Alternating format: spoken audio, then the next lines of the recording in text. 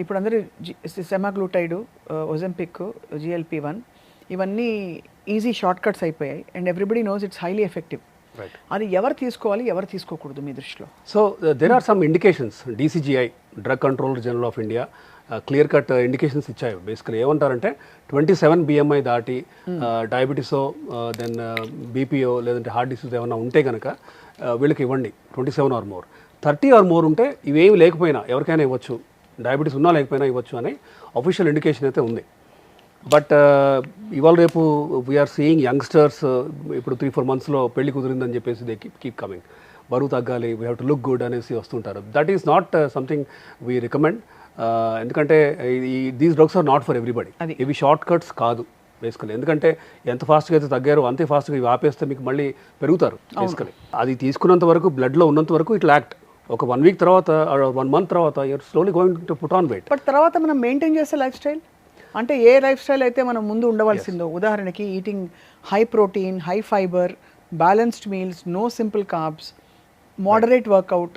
So ఇలా Mounjaro కానీ లేదంటే విచవర్ ఇప్పుడు టిర్జపటైడ్ ఆర్ సెమాగ్లూటైడ్ తీసుకున్న వాళ్ళు అట్లీస్ట్ 6 months to 8 months నా పేషెంట్స్ తీసుకొని ఉన్నారు. కనీసం 3,000 మంది తీసుకున్నారు.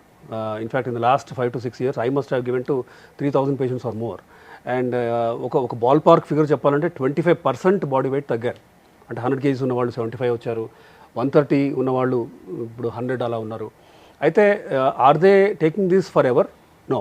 నేను కూడా వాళ్ళకి ఏం చెప్తానంటే కనీసం ఒక 8 months వరకు మీరు రెడీ అవ్వాలి.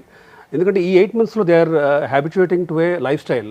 ఏం తినకూడదు, ఏం తినాలి కూడా నేను చెప్తాను. కాబట్టి ఈ 6 months to 8 months వాళ్ళకి అలవాటు అయిన తర్వాత when they slowly taper of, ఒకేసారి నేను బ్లంట్గా ఆపేయమని చెప్పను. తగ్గించిన తర్వాత దే అండర్స్టాండ్ ఏం తింటే పెరుగుతున్నాము, ఏది నాకు క్యాలరీస్ పెంచి బరువు తగ్గట్లేదు అనేది వాళ్ళకి అర్థమయ్యి ఆ లైఫ్ స్టైల్ కంటిన్యూ చేసిన వాళ్ళు మాత్రం అట్లీస్ట్ ఫర్ ఎగ్జాంపుల్ 100 ఉన్న వాళ్ళు 70 అయిన తర్వాత కంప్లీట్గా మానేసిన తర్వాత 73 అయ్యారు, 74 అయ్యారు. అది balance. They never went back to 80, 90, 100కి వెళ్ళలేదు. సో దానికి ఎందుకు అంటే ఎక్సర్సైజ్ చేస్తున్నారు, ఏం తింటే పెరుగుతున్నామో వాళ్ళకి అర్థమయ్యి they are able to diet well and they are able to maintain that diet. So కొంత నోరుకి తాళం వేయాలి, తప్పదు.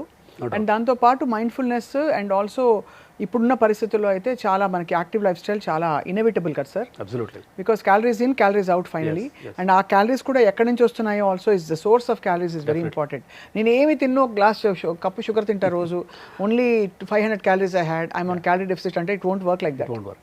Yeah. Definitely. So you have to eat the right foods in the right quantities, sir.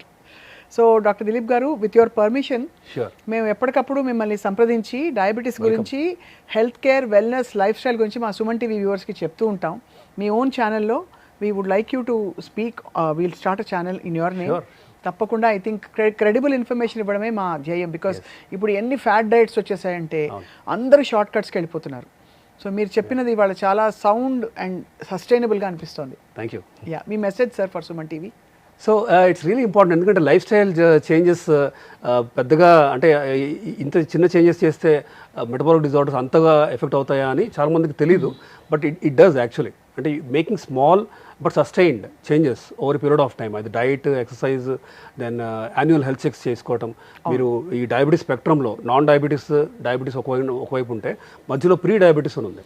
So మీరు ఈ స్పెక్ట్రంలో ఎక్కడున్నారు తెలుసుకోవాలి. Pre hypertension కూడా.